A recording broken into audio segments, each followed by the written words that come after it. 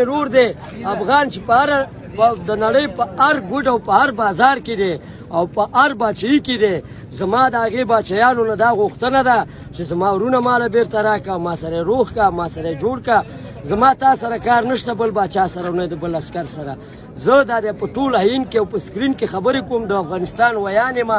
دیوبند څومره خوشحاله یم؟ دیوبند له دومره خوشحاله یم چې په دې 40 کاله کې زه دومره نه وم خوشحاله. زه په دې خپلې زندګۍ کې دا څو ورځې دا تاوتریخوالی دا تاوتریخوالی دومره کم شوی دی او بند شوی دی. طالبان رونه راځي ملي اردو سره ډوډۍ خوري او چیس کوي، موږ یې هغو سره خورو.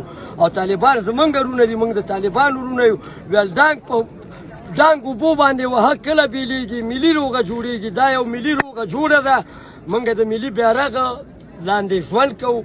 ملي بیرغه رپېږه، ما ورته څه ویلي دي، ملي بیرغه رپېږه، په ټول جهان ځلېږه، د پښتنو په سیمه ودرېږه، په کوټه بلوچستان راتاوېږه. ملي بیرغه د پښتونخوا نه راتاوېږه، په پښتونخوا ودرېږه.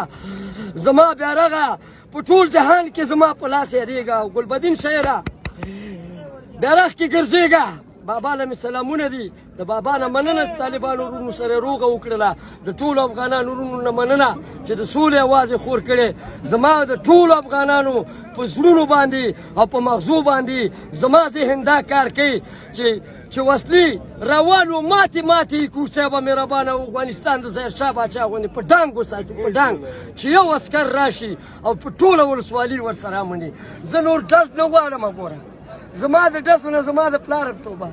ما سره کور کې چرېست دی او په الله یې کینو که ښه چې زه بېګانه کور له لاړ شم. زه دا ماتو مصبۍ له راوړم لارۍ لاندې اچوم، ستاسو په مخ کې ویډیو کوم. ول طالبانو دا ما وغورځول چیتومه یې پنجابیان خو مرداباد او افغانان ټول زنده‌باد. لر او بر یو افغان، لر او بر یو پښتون، د پښتون شمله دې هس کوي.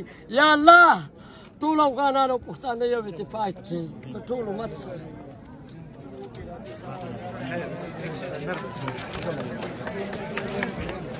کمزوری خو نه وم